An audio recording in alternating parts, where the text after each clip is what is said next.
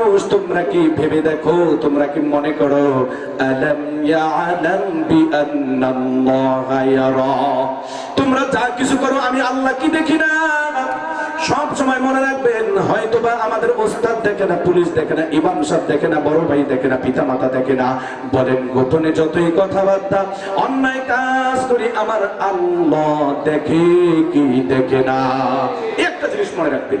2 নম্বর মনে রাখবেন, আমার যত কর্মগুলো আমি করি এইগুলো ফেরেশতারা লেখে। লেখে কি লেখে না? কিরামান কাতিবিন ইয়ালামুনা মা তাফআলুন। আমার ভাইরা, আমরা যা কিছু করি আল্লাহ রাব্বুল আলামিন 2 কান্দে ফেরেশতা দিয়েছেন। তারা কি ঘুমায়নি? আওয়াজ দেন, ঘুমায়। ভাত খায়নি, মাঝে মাঝে টয়লেট করতে মনে হয় না যায়। 24 ঘন্টা ফেরেশতা আমরা যা কিছু করি ঘুমায় না, লিখতেছে। 4 নাম্বার 3 নাম্বার হলো আমার ভাইরা, আমি যা কিছু করি এই জমিন তার সাক্ষী হয়ে থাকে। ঠিক না ঠিক? জোরে কর। ইয়াউমা ইদিউ তুহাদ্দিসু আখবারাহা। জমিন কিয়ামতের দিন এই দুনিয়ার মধ্যে আমরা যে কর্মগুলো করেছি সব কর্মগুলো আল্লাহ তাআলার কাছে বলে দিবে। লম্বা আলোচনা নয়, বোঝার জন্য বলতেছি। 4 নাম্বার হলো আমার ভাইরা, এই যে আমার হাত, এই যে পা, কিয়ামতের দিন এই যে চক্ষু বলেন, কান বলেন, সমস্ত পাপের কথা বলে দিবে।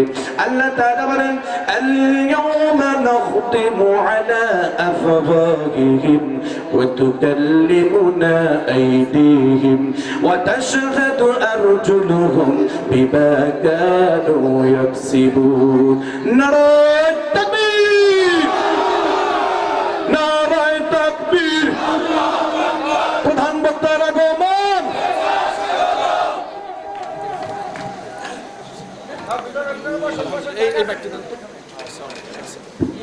আমার ভাইরা, আমার একটা তবিয়ত বলে, প্রধান বক্তা যদি স্টেজে চলে আসে আমি আর বক্তার টেবিলে বসি না। আমি আর বক্তার টেবিলে বসি না বা বক্তার চেয়ারে বসি না। এজন্য আমার প্রিয় সম্মানিত বড় ভাই, এই শরীয়তপুরের গর্ব ডক্টর মোহাম্মদ জাকারিয়া নূর ভাইকে আমি তার জন্য আমি কি করলাম, মঞ্চটা ছেড়ে দিলাম বা চেয়ারটা ছেড়ে দিলাম। তিনি এখন বসবেন। তবে আমি আপনাদেরকে বলেছিলাম আমার প্রিয় ভাইরা, 6টা জিনিস গুনার কাজ ছেড়ে দিতে হলে আমাদের মনে রাখতে হবে। জোরে বলেন কয়টা? আওয়াজ দিয়ে বলেন কয়টা? আরো চিল্লায় বলেন কয়টা? এর ভিতরে 4 নম্বর হলো আমাদের সবসময় স্মরণ রাখতে হবে, আমরা যা কিছু করি আমাদের হাত, আমাদের পা, আমাদের অঙ্গ প্রত্যঙ্গ তার সাক্ষী হয়। ঠিক না ঠিক? জোরে বলেন। আমার ভাইরা, মুহূর্তে আপনার আমার সামনে মালাকুল মউত ফেরেশতা চলে আসতে পারে। পারে কি পারে না? জোরে বলেন। এই আওয়াজ দিয়ে বলেন, পারে কি পারে না? এই বিষয়টা স্মরণ রাখবেন। 6 নম্বর স্মরণ রাখবেন, আমি যা কিছু করি প্রকাশ্যে গোপনে আমাকে এজন্য আল্লাহর দরবারে হিসাব দিতে হবে। ঠিক না ঠিক? জোরে বলেন। এজন্য আপনি যদি কাজা খান আল্লাহর কাছে পড়া লাগবে। ইকরা কিতাবাকা কাফা বিনাফসিকা আল-ইয়াওমা আলাইকা হাসিবা। আল্লাহ যেদিন বলবেন তুমি যা কিছু করছো পড়ো, সেদিন আপনার আমার হিসাবের জন্য আমরা নিজেরাই যথেষ্ট। আমার প্রিয় ভাইরা, এজন্য এমন কোন কাজ আমরা করব না যেই কাজগুলো করলে কিয়ামতের দিন আমরা লজ্জিত হব। দুনিয়াতে যদি আমাদের এই কাজগুলো প্রকাশ পেয়ে যায় অপমানিত হব। এই কাজগুলো আমরা করব না। রাজি আছেন? হ্যাঁ জোরে বলেন, রাজি আছেন? তবে পারলে একটু দলীয় কেন্দ্রিক মিথ্যা মামলা দিয়েন। পারবেন না? কি দিবেন নি? প্রতিবেশীর একটু ঠকাইন। পারবেন না? বোনের হক তো দেওয়ার দরকার নাই, আসেনি? বাইরে একটু ঠকাইবেন, আসেনি? হ্যাঁ, ঝগড়া ফাসাদ করবেন নি? আল্লাহ যেন আমাদের বুঝ দেয়। নারায়ে তাকবীর। একদম তওবার নিয়তে 2টা হাত উঠান। নারায়ে তাকবীর বলেন। আল্লাহ ওলামায়ে কেরামকে সাক্ষী রেখে আপনাকে হাজির নাজির জন্য ওয়াদা করতেছি, আজকের পর থেকে এই হাত দিয়ে নেশার কোনো বস্তু ধরবো না। বলেন আমিন। জুয়ার কোনো টাচ ধরবো না। বলেন আমিন। এই হাত দিয়ে কোনোদিন পর মেয়েদের গায়ে হাত দিব না। বলেন আমিন। মোবাইল ফোনে টিপে টিপে গান বাজতে দেখবো না। বলেন আমিন। আয় আল্লাহ বলেন আল্লাহ। নামাজ কামাই দিব না। মা বাবার সাথে মিথ্যা কথা বলবো না, খারাপ আচরণ করবো না। মা বোনেরা পর্দার অন্তরাল থেকে আল্লাহকে সাক্ষী রেখে বলেন আল্লাহ, স্বামীর অনুপস্থিতিতে কোনোদিন বেগানা পুরুষের সাথে কোন রকমের রং তামাশা কথাবার্তা বলবো, বোনের হক নষ্ট করবো। হাত নামান। কি করবেন? আমার প্রিয় ভাইরা, নামাজ 5 ওয়াক্ত করবো, পিতামাতার কথা মেনে চলবো, আর এই যে 6টা জিনিস স্মরণ রেখে দুনিয়ার জিন্দেগি চলবেন, দেখবেন ইচ্ছা থাকলো এখানে আইসা স্টেজের সামনে কেউ কি পারবেন এখন জিনা করতে পারবেন? কেউ কি পারবেন এক বোতল মদ খাইতে পারবেন? কেন পারবেন না? প্রধান বক্তা দেখবেন, মুরব্বীরা দেখবেন, যদি তারা দেখে এই লজ্জায় যদি আপনি না পারেন, তাহলে আপনার প্রত্যেকটা কর্ম আল্লাহ দেখতেছে কি দেখতেছে না? জোরে বলেন, জোরে বলেন, দেখতেছে কি না আমার প্রিয় ভাইয়েরা? সুতরাং আসুন, এই জিন্দিগিটা দান করেছেন কে? জোরে বলেন। এই সুন্দর যৌবন দান করেছেন কে? এই চোখের দৃষ্টি, মুখের কণ্ঠ, গায়ের শক্তিকে দান করেছেন।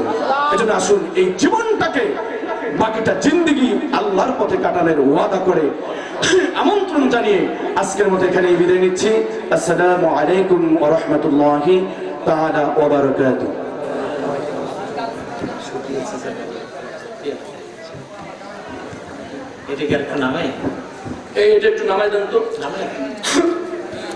আলহামদুলিল্লাহ, প্রিয় উপস্থিতি, এই পর্যায়ে আমাদের সামনে ঐতিহ্যবাহী বাজনপাড়া জামে মসজিদ ও যুব সমাজের উদ্যোগে আয়োজিত প্রথম বার্ষিক ওয়াজ মাহফিলে সমাপনী অধিবেশনে প্রধান অতিথির গুরুত্বপূর্ণ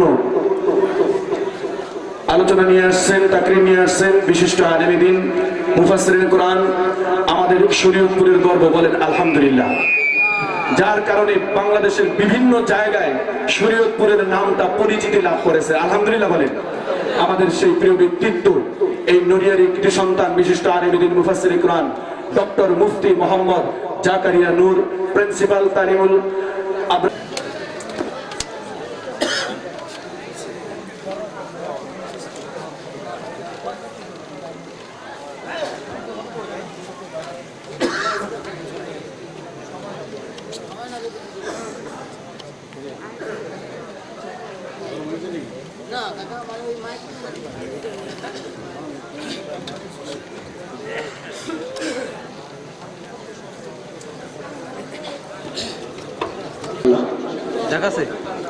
ইঞ্চি ইঞ্চি মাটি সোনার চাইতে খাটে নগদ রক্ত দিয়ে কেনা, কসম সেই খোদার একটি কোনাও তার ঘিরে নিতে কেউ পারবে না।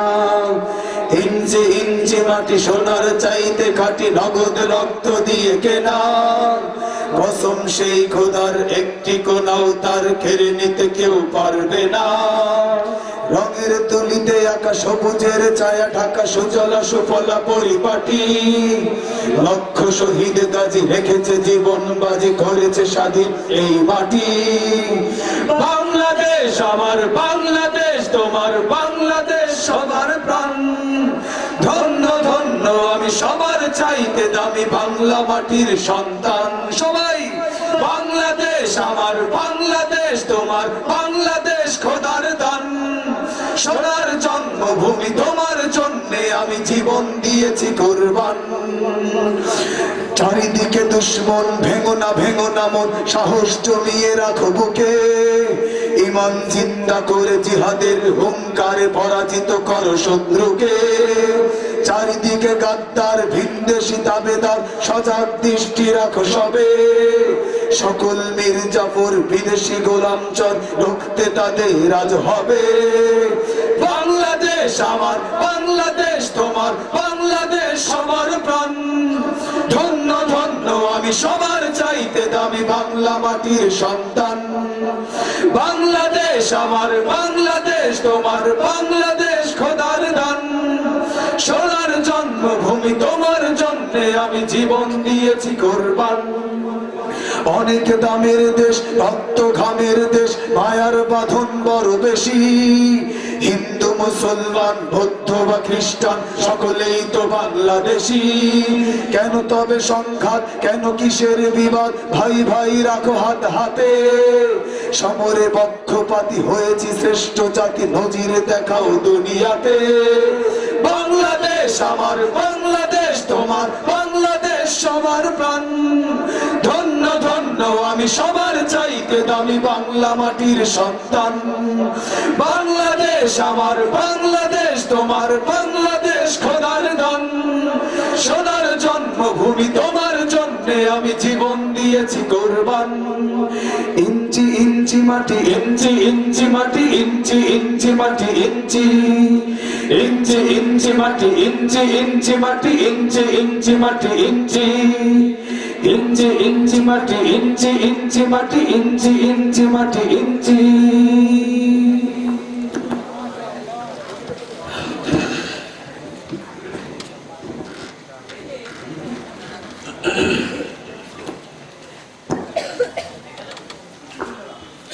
السلام عليكم ورحمة الله وبركاته.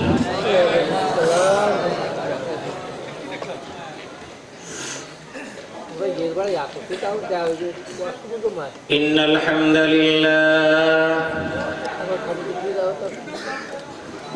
الحمد لله نحمده ونستعينه ونستغفره ونعوذ بالله من شرور أنفسنا ومن سيئات أعمالنا. من يهده الله فلا مضل له ومن يضلل فلا هادي له.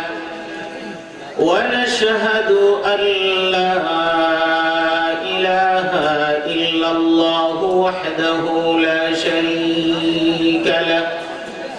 ونشهد أن سيدنا ونبينا وحبيبنا وحبيب ربنا وطبيب قلوبنا محمدا عبده ورسوله الذي أرسله بالحق بشيرا ونذيرا وداعيا إلى الله بإذنه وسراجا منيرا. أما بعد فقد قال الله تبارك وتعالى في كلامه المجيد وفرقانه الحميد. أعوذ بالله من الشيطان الرجيم. بسم الله الرحمن الرحيم. مثل الذين اتخذوا من دون الله أولياء كمثل العنكبوت اتخذت بيتا وإن أوهن البيوت لبيت العنكبوت لو كانوا يعلمون. صدق الله العظيم وصدق رسوله النبي الكريم. ونحن على ذلك لمن الشاهدين والشاكرين والحمد لله رب العالمين. সবাই পড়বেন اللهم صل على محمد وعلى آل محمد كما صليت على إبراهيم وعلى آل إبراهيم إنك حميد مجيد. اللهم بارك على محمد وعلى آل محمد كما باركت على إبراهيم وعلى آل إبراهيم إنك حميد مجيد. بلغ العلا بكماله كشف الدجى بجماله حسنت جميع خصاله. صلوا عليه وآله. لا إله إلا الله.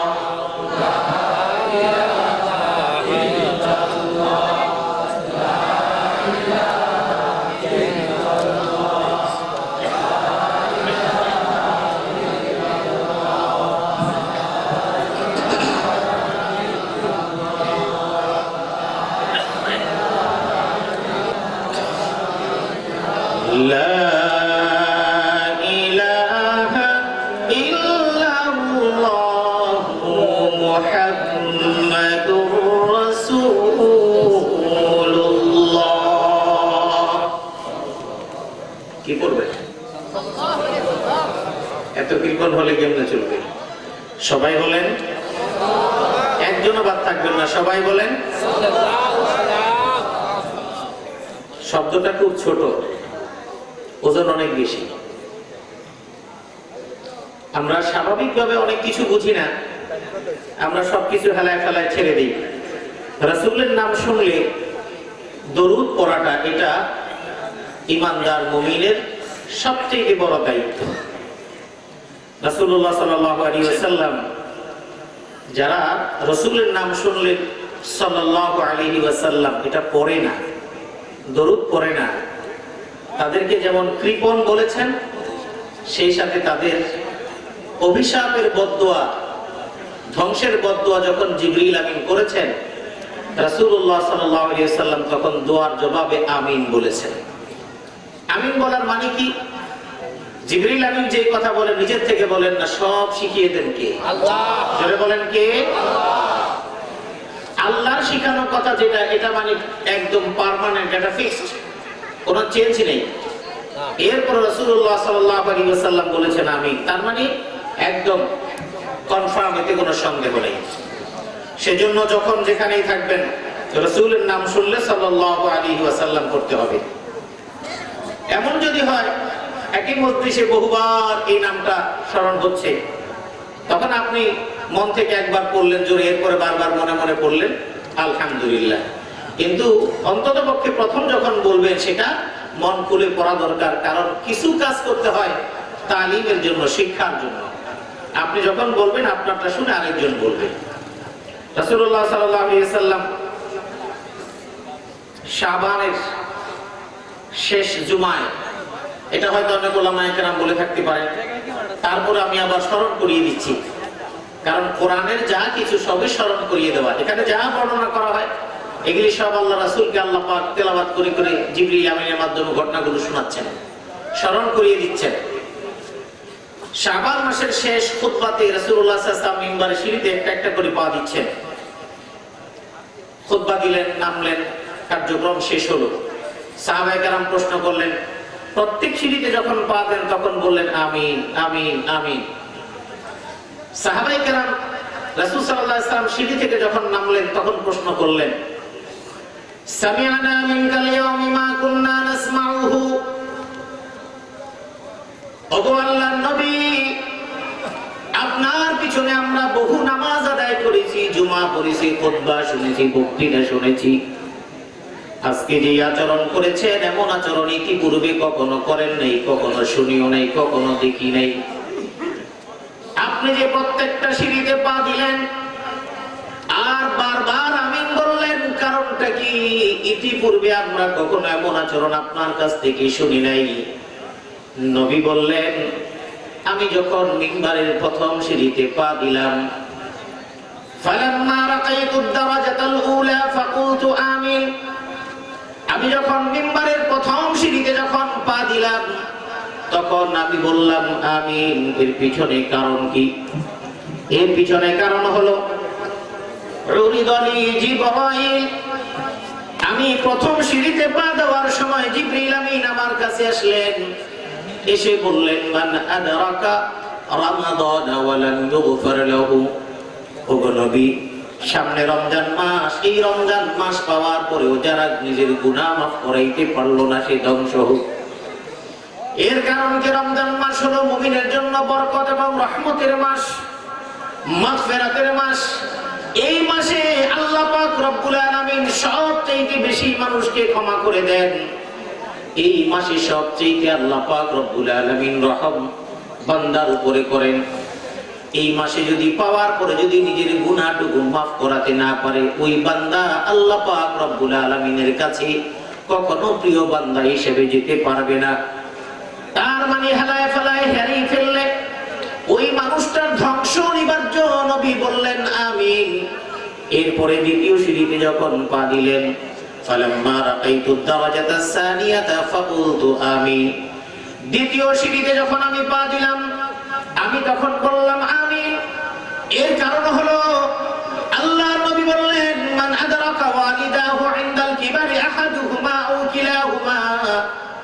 ও আল্লাহর নবী, পৃথিবীর মধ্যে আপনার উম্মতের মধ্যে যে সন্তানেরা তাদের জীবদ্দশায় তাদের মা বাবা দুজনকে পেল কিংবা দুজনের একজনকে পেল, তাদের পার্থক্যে কিংবা যে কোনো বয়সে, এত কিছু পাওয়ার পরেও যে সন্তানেরা পিতামাতার খেদমত করে পিতামাতার সন্তুষ্টি অর্জন করে নিজেকে জান্নাতের উপযুক্ত বানাতে পারলো না, সেই সন্তান ধ্বংস হোক। আমি বললাম আমিন।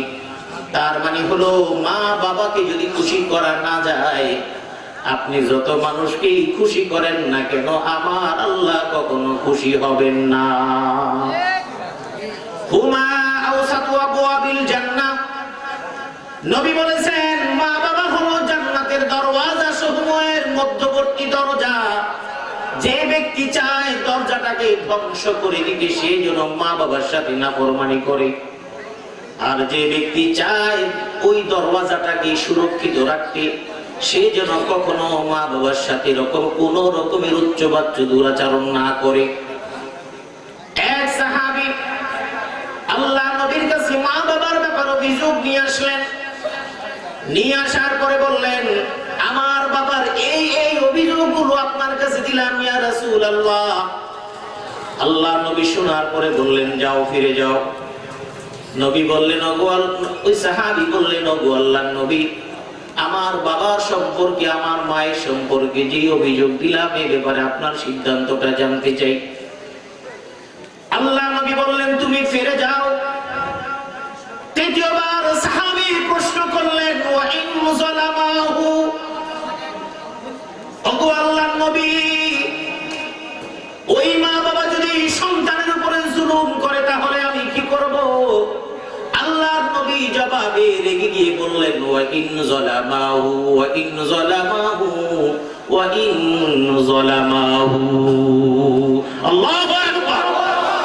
আল্লাহ নবী বললেন, তুমি ফিরে যাও। মা বাবা যদি তোমার প্রতি জুলুম করে তারপরেও তুমি মা বাবার সাথে চোখ রাঙিয়ে কথা বলতে পারবে না, কোনো কিছুই করতে পারবে না। এই কথা যখন আমি বলছি, অনেক সন্তান চিন্তা করবে, আমার ঘরে তো আমার মা, আমার বাবা আমার সাথে বিভিন্ন ধরনের আচরণ করে, বেইনসাফি আচরণ করে, তার কি হবে? আমার ভাইরা, আপনার মা বাবা, আমার মা বাবা আমার সঙ্গে যদি বেইনসাফি করে, তার বিচারের দায়িত্ব আমার না। এই বিচারের ভার কার হাতে? পৃথিবীতে মা বাবা যদি জুলুম করে, তিনি নাজাত পাবেন না, স্যাক্রিফাইস পাবেন না। সন্তান যদি মা বাবার সাথে দুরাচরণ করে, প্রশ্নই ওঠে না বাঁচার। আল্লাহর নবীর একজন সাহাবী নবীর কাছে আসলেন, সঙ্গে তার একজন সন্তান নিয়ে আসলেন। ওই সন্তান নিয়ে আসলেন ওই সাহাবী, তিনি বয়ান করছেন, বর্ণনা করছেন, আমাকে নিয়ে আমার বাবা আল্লাহর নবীর কাছে গিয়ে হাজির হলেন। এটা বাবাদের জন্য বলছি। আমাকে নিয়ে যখন নবীর কাছে গেলেন, আমার বাবা বললেন, ইয়া রাসূলুল্লাহ, ইন্নী নাহালতু ওয়ালাদি খাদিমান, আমি আমার এই সন্তানকে একজন খাদেম উপঢৌকন দিতে চাই। আল্লাহর নবী বললেন, তোমার সন্তান কতজন আরো আছে নাকি? বললেন, হ্যাঁ আছে। আল্লাহর নবী প্রশ্ন করলেন, আকুল্লা ওয়ালিদিন নাহালতাহু, তুমি যে একজন সন্তানকে খাদেম দিচ্ছ, তুমি অন্যান্য সন্তানদের জন্য এমন খাদেম বরাদ্দ করেছো নাকি? আমার বাবারা ভালো করে শুনবেন, সন্তানের জন্য যেমন কঠোর নির্দেশনা কোরআন এবং হাদিসে আছে, বাবা মায়ের জন্য এর চেয়ে ভয়ঙ্কর কথা আছে। মা বাবার জন্য আল্লাহ পাক রব্বুল আলামিন যেমন সম্মানের জায়গা দিয়েছেন, যার সম্মান যত বেশি, তার অপরাধ এবং তার পদস্খলন হচ্ছে অসম্মান তার হয় বেশি। গ্রামের একজন মানুষ যদি অন্যায় করে, সেটা মানুষ ততটা জানে না, কিন্তু এলাকার চেয়ারম্যান যদি কোনো অপকর্ম করে, কোন প্রভাবশালী মানুষ যদি অপকর্ম করে, মুহূর্তের মধ্যেই ছড়ায় যায় এবং তার অসম্মান কম হয় না বেশি হয়? অসম্মান অনেক বেশি হয়। আল্লাহ নবী বললেন কুল্লা ওয়ালিদিন নাহালতাহু, তোমার প্রত্যেক সন্তানকে একজন করে গোলাম তুমি দিয়েছো কিনা? ওই সাহাবী বললেন আমার বাবা জবাব দিলেন না। এই না বলার কারণে আল্লাহ নবী বললেন ফারজিউহু, যদি তোমার প্রত্যেকটি সন্তানকে একজন করে গোলাম দিতে না পারো, তাহলে একজন সন্তানকে দিয়ে অন্য সন্তানদের উপরে বেইনসাফি করবা না। মা বাবাদের জন্য সতর্ক সংকেত, ঘরের মধ্যে মেয়ে আছে ছেলে আছে, একজন ছেলের প্রতি সুদৃষ্টি আর 5টা ছেলের প্রতি কুদৃষ্টি। সন্তান হয়তো মা বাবার সঙ্গে বেয়াদবি করা জায়েজ নাই, করবেও না, কিন্তু মনে রাখবেন দুনিয়া থেকে যাওয়ার থেকে শুরু হবে হাসরের ময়দানে আপনার বেইনসাফির জবাব আপনাকে আল্লাহর কাছে দেওয়া লাগবে। 3 নাম্বার নবী বললেন ফালাম্মা রাকাইতু দাওয়াজাতা সালিসাতা ফাকুলতু আমিন। 3 নাম্বার সিঁড়িতে যখন পা দিলাম তখন আমি বললাম আমিন। নবী বলছেন জিবরিল আমিন আমার কাছে বললেন মান যুকিরতা ইনদাহু ওয়া লাম ইউসাল্লি আলাইক, ও নবী যার সামনে আপনার নাম নেওয়া হয় কিন্তু যেই মানুষগুলো আপনার নাম শোনার পরে দরুদ পড়ে না তারা ধ্বংস হোক। আমি বললাম আমিন। এখন আপনার প্রশ্ন হলো নবীর নাম শুনলে দরুদ পড়লেন না, আপনার ধ্বংস কেন? যেই মানুষটা নবীর নাম শোনার পরে তার জন্য দরুদ পড়ে বুঝতে হবে তার অন্তরে নবীর স্মরণ আছে। দুনিয়ার মধ্যে যে যেই দলের রাজনীতি করে তার নেতার নাম যখন স্মরণ করে আগেও অনেক সিফাত গুণ বর্ণনা করে, শেষেও বর্ণনা করে, ঠিক কিনা? জোরে বলেন ঠিক কিনা? যে যেই দলের রাজনীতি করেন নেতার নাম সুন্দর করে না নিলে সারা দেশের কর্মীরা তোলপাড় করে ফেলে। আপনার নেতার নাম যদি আমি সামান্যতম যদি ছোট করে বলি, যদি সব কিছু না বলি, আমাকে দেখা যাবে আপনি হানস্তা করে ফেলছেন, কারণ আমি আপনার দলের একজন সাধারণ কর্মী, অথবা আমি আপনার দলের না। তার মানে বোঝা গেল আপনার দলের নেতার ভালোবাসা আপনার অন্তরে বেশি। আর নবীর নাম বলার পরে যখন দরুদ পড়লেন না, বোঝা গেল নবীর মহাব্বত আপনার মধ্যে নাই। এটা যখন প্রমাণিত হয়ে গেল হাসরের ময়দানে আল্লাহ পাক রব্বুল আলামিন সমস্ত নবীদের উম্মতদেরকে যখন একত্রিত করবেন, আদম আলাইহিস সালাম তারপর থেকে ঈসা আলাইহিস সালাম পর্যন্ত সমস্ত নবীরা একে একে তার উম্মতদের আগমনের পরে বলবেন, অক্ষমতা প্রকাশ করবেন, অপারগতা প্রকাশ করে বলবেন আমি পারবো না। একে একে প্রত্যেকে যেতে যেতে ঈসা আলাইহিস সালাম পর্যন্ত পৌঁছে দিবেন। এবার ঈসা আলাইহিস সালামের কাছে পূর্ববর্তী সমস্ত নবীর উম্মতেরা হাজির হয়ে বলবেন আমাদের জন্য একটু সুপারিশ করুন। ঈসা আলাইহিস সালাতু ওয়াস সালাম তার নিজের অপারগতাও প্রকাশ করবেন। এরপরে বলবেন তোমাদের জন্য সুপারিশ আমি করতে পারবো না, যদি কেউ সুপারিশ করতে পারে তাহলে তোমরা যাও। শেষ নবী মুহাম্মদুর রাসূলুল্লাহ সাল্লাল্লাহু আলাইহি ওয়াসাল্লামের কাছে তোমরা যাও। ও সমস্ত উম্মতেরা দৌড়ে যাবে আল্লাহর নবীর কাছে। নবী তখন মাকামে মাহমুদে সিজদা অবনত থাকবেন। আল্লাহ পাক রব্বুল আলামিন ডাক দিয়ে বলবেন ইয়া মুহাম্মদ ইরফা রাসাক ইশফা তুশফা, তুমি মাথা উঠাও, তুমি সুপারিশ করো, তোমার সুপারিশটা আমি গ্রহণ করব। সুবহানাল্লাহ। এখন সুপারিশের জন্য আপনি রেডি, আমি রেডি, কিন্তু আপনি ওখানে দৌড়ে যাবেন, আমি দৌড়ে যাব। নবী যদি আপনার মধ্যে নবীর মুহাব্বতের কোনো দৃষ্টান্ত না দেখেন, নবী যদি তার ভালোবাসার কোন নমুনা আপনার চেহারার মধ্যে, আপনার দেহের মধ্যে, আপনার আমলের কারণে আপনার মধ্যে না পান, তাহলে নবী আপনার আমার জন্য কখনোই সুপারিশ করবেন না। এই জন্য নবীর নাম শুনলে দরুদ পড়ার দরকার আছে না নাই? মুহাম্মাদুর রাসূলুল্লাহ। আর জোরে বলেন কি? সাল্লাল্লাহু আলাইহি ওয়াসাল্লাম। আল্লাহ আমাদেরকে কবুল করুন, আমিন। বাজানপাড়া জামে মসজিদ ও যুব সমাজের উদ্যোগে আয়োজিত প্রথম বার্ষিক ওয়াজ মাহফিলের সম্মানিত সভাপতি হাফেজ মোহাম্মদ সিরাজুল হক সুন্নু সাহেব, আজকের মাহফিলের আমন্ত্রিত ওলামায়ে কেরাম, যোগপাট্টা মাদ্রাসার সম্মানিত মুহতামিম এবং মসজিদের খতিব মুফতি জয়নুল আবেদীন শরীয়তপুরী, রাজগঞ্জ বাজার কেন্দ্রীয় মসজিদের সম্মানিত খতিব ইমাম ও খতিব আলহাজ হযরত মাওলানা হাফিজুর রহমান শরীয়তপুরী এবং আলহাজ হাফিজ আব্দুল কাদের দারুল উলুম রূপনপুর মাদ্রাসার সম্মানিত মুহতামিম, ভুজেশ্বর নূরে মদিনা জামি মসজিদের সম্মানিত খতিব শেখুল হুফাজ হযরত মাওলানা শওকত আলী সাহেব হাফিজাহুল্লাহ, অগণিত হাফেজদের ওস্তাদ, অগণিত আলিমদের ওস্তাদ, মুরব্বীদের মধ্যে তিনি আছেন অত্র এলাকার এবং অন্যান্য যারা ছিলেন তারা বয়ান করেছেন, সকলের জন্য আমরা অন্তর থেকে দোয়া করি আল্লাহ পাক রব্বুল আলামিন সমস্ত উলামায়ে কেরামকে দ্বীনের জন্য কবুল করুন। আমিন। যেই কথাগুলো কোরআন সুন্নাহ থেকে বলেছেন সেই কথাগুলোর উপর আমল করার তৌফিক দান করুন। আমিন। কোরআনে কারীমের সূরা আনকাবুতের 41 নম্বর আয়াত তেলাওয়াত করেছি। এই আয়াতের আলোকে কিছু কথা আপনাদের সামনে পেশ করতে চাচ্ছি। এই আয়াতের তর্জমাটুকু আপনারা একটু শুনে নিন, তারপরে বুঝতে পারবেন, কিছুটা বুঝতে পারবেন। এই আয়াতে কারীমে আল্লাহ পাক রব্বুল আলামিন কি বলছেন? মাসালুল লাযীনা ইত্তাখাযু মিন দুনিল্লাহি আউলিয়া কামাসালিল আনকাবুত। পৃথিবীর মধ্যে, এখানে কারা কথা বলেন? যারা কথা বলবেন মেহেরবানি করে দূরে চলে যান। কোরআনের মজলিসের একটা গুরুত্ব আছে না? ধরে বলেন আছে না?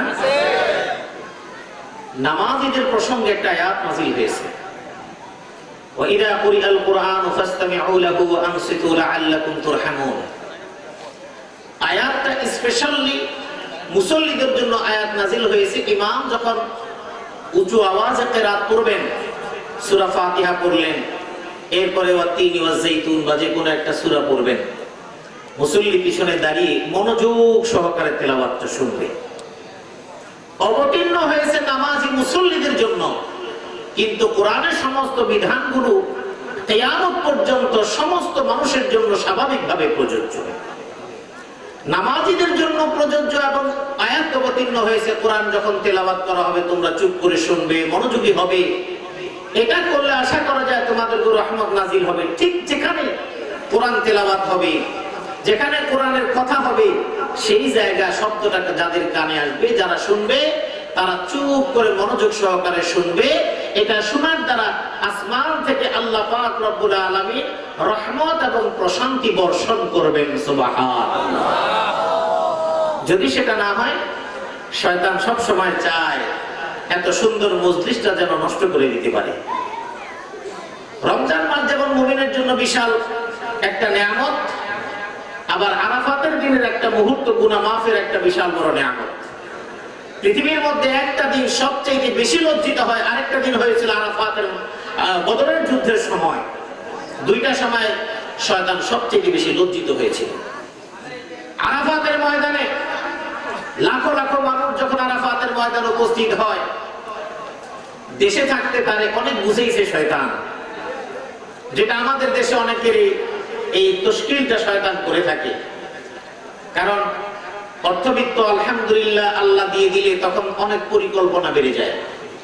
টাকা পয়সা না থাকলে ভালো কাজের অনেক আকাঙ্ক্ষা থাকে, টাকা পয়সা থাকলে ভালো কাজটা পরে হয়, অন্যান্য কাজগুলো সামনে চলে আসে। অনেক টাকা ছিল না, আরে আল্লাহর ঘর যদি দেখতে পারতাম। পরে যখন টাকা পয়সা দেখা শুরু হলো, কয়ে যে এই ঘরটার দোতলা করা দরকার। একতলা করার পর চিন্তা করে ছেলে তো চারখানা, তো ফাউন্ডেশন তো বড় দেই নেই, তাহলে এটার মধ্যে দুইজন থাকুক, আরেকটা ডুপ্লেক্স করবো, ওইটার জন্য দুইজন। এই চিন্তা করতে করতে চাচা মিয়া বুড়া হয়ে এখন আর হাত পাও লড়াইতে পারে না। এখন ছেলেপেলেরা চিন্তা করে, আব্বা হজে যাওয়ার নিয়ত করছিল, তা তো যাইতে পারলো না, এখন তাইলে পাঠাই। মুআল্লিমের সাথে যোগাযোগ করে, আমার আব্বা কিন্তু চলতে পারে না, হুইল চেয়ার দিতে পারবেন তো? আপনার বোঝা দরকার, হুইল চেয়ারে আপনাকে হজে যাওয়ার জন্য বলেন নাই। ওয়ালিল্লাহি আলান নাসি হিজ্জুল বাইতি মান ইসতাতা ইলাইহি সাবিলা।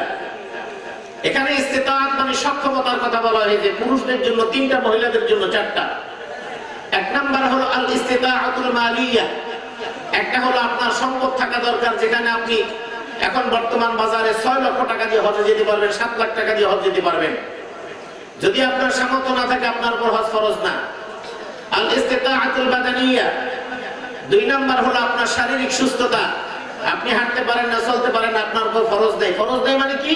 আপনার উপর আগে ফরজ ছিল, এখন আপনি যদি পালন না করে থাকেন, এখন ফরজ রয়ে গেছে। আপনি না পারলেও আপনার বদলি কাউকে পাঠাতে হবে। কিন্তু যদি এমন হয় যে সময় আপনি টাকার মালিক হলেন, কিন্তু ওই সময় আপনি বিছানায় পড়ে গেলেন, তাহলে সেটা ভিন্ন কথা। মহিলাদের জন্য, পুরুষের জন্য 2টা, মহিলাদের জন্য আরেকটা হলো